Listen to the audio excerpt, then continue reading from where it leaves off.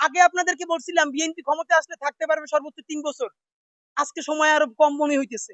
BNP যদি বিপুল ভোটে না 300-তে 300 জিততে আসে, এই অবস্থায় সে 2 বছরের বেশি সরকার রান করাইতে পারবে না। এই যে অবস্থা বর্তমান দেশে চলতেছে, ভাবেন, প্রকাশ্য দিবালোকে পাথর মেরে মানুষ মারা হচ্ছে। এই ভিডিও কোনো মিডিয়াতে আসে নাই। তৃতীয় দিনে যখন সোশ্যাল মিডিয়া আসলো, তারপরে একটা প্রেসার তৈরি হলো, এখন গ্রেফতার হচ্ছে ঢাকায় প্রকাশ্য দিবালোকে। এই পুলিশের গার্ডস নিয়ে, এই আমলাতন্ত্র নিয়ে, এই সরকার নিয়ে এই দেশে কি নির্বাচন হবে? নির্বাচন তো হবেই না। আপনাদেরকে বলে, নির্বাচন নামে শত শত মানুষের জীবন চলে যাবে। আমাদের ধারণা, সেই সিচুয়েশনকে তৈরি করে বাংলাদেশে আরেকটা 111 বা আরেকটা ইমার্জেন্সি তৈরি হবে। অথবা এই যে বিএনপি যেই কারণে নির্বাচন চাচ্ছে, একটা গণতান্ত্রিক পথ, আমার ধারণা তারা এই হোমওয়ার্কটা করে নাই।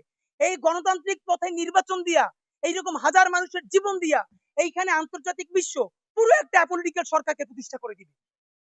তখন বিএনপির আর সরকারে আসা লাগবে না, এদেশের মানুষের আর ক্ষমতায়িত হওয়া লাগবে না। সুতরাং আরেকটু চিন্তা করেন। এবার আপনাদেরকে দুইটা বিএনপির পক্ষে উত্তর দেওয়া দরকার।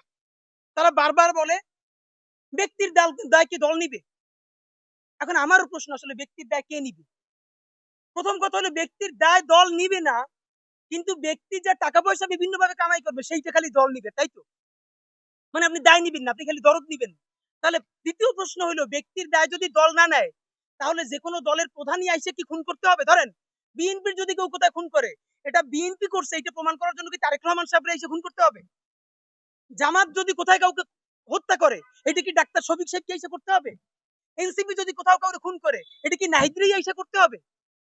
মানে কি কথা ভাই? আপনি বরং সঠিক রাজনীতিটা করেন। আপনি বলেন আমি তারে চেক করছি, বিএনপি তারে, পুলিশ তারে গ্রেফতার করে না কেন? আমরা যতক্ষণ না পর্যন্ত বাংলাদেশের মানুষ রুখে দাঁড়ালো, ততক্ষণ পর্যন্ত আপনারা সাবাই গাইতে চাইছেন আমাদের দলের না এইটা না সেইটা না। সব থেকে ভয়াবহ বিএনপির আরেকটা রাজনীতি, কালকে হাজার হাজার মানুষ রাস্তায় মিছিল করেছে, বুয়েট থেকে শুরু করে সবাই। আবারও সেই ছাত্রদল বিএনপি আগের মতো বলার চেষ্টা করছে। কারো বলছে গুপ্ত শিবির, সাধারণ শিক্ষার্থীর নামে অমুক। এগুলো কি ভাই? আওয়ামী লীগের মতো ভুল করেন না। আওয়ামী লীগ এই কেসটা করছিল। আওয়ামী লীগ রাজাকার করতে করতে কি হয়েছে দেখেন না, কি ইন্ডিয়া পালান লাগছে। আপনারা হরে ধরে সবাই শিবির বলতে বলতে, গুপ্ত বলতে বলতে কোথায় যে পালাইবেন পথ পাবেন না। এর কারণ ইতিমধ্যে আওয়ামী লীগের এক নেতা উত্তরা থানার ওসিরে ফোন করে বলছে যে আমরা তো ইন্ডিয়া পলাইতে পারছি, ওরা কিন্তু ইন্ডিয়াও যাইতে পারবে না। কথা আমরাও বলছিলাম। সুতরাং হরে ধরে সবাই শিবির বলা, গুপ্ত বলা, ট্যাকিং বলা এইসব বন্ধ করেন। বিপদ দেখলেই তওবা করেন, মাপ চান। এইসব কিছু করেন না। তো সরকারের কাছে আপনাদেরকে বিনীত যেটা অনুরোধ, আপনাদের মাধ্যমে আমরা যেটা বলি, আমাদের কয়েকটা সুপারিশ, এরপর আপনাদের প্রশ্ন শুনবো আমরা।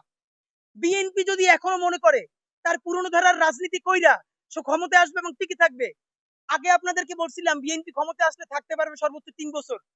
আজকে সময় আরো কম মনে হইতেছে।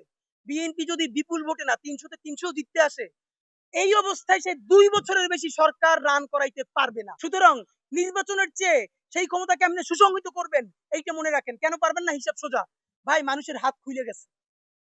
মানুষ মায়ের খাইতে খাইতে এখন মার দিয়া শিখে গেছে। আপনি যত তাড়াতাড়ি একটা বাজে কথা বলবেন, আপনি 3টে বাজে কথা শুনবেন। এমন অবস্থা হইতে পারে আপনারা সংসদে বসে যদি দেশ বিরোধী আইন করেন, মানুষ নিজের জানমালের কথা ভাইবা সব বন্ধ কইরা সংসদে গিয়েও আপনাদেরকে পিটাইতে পারে।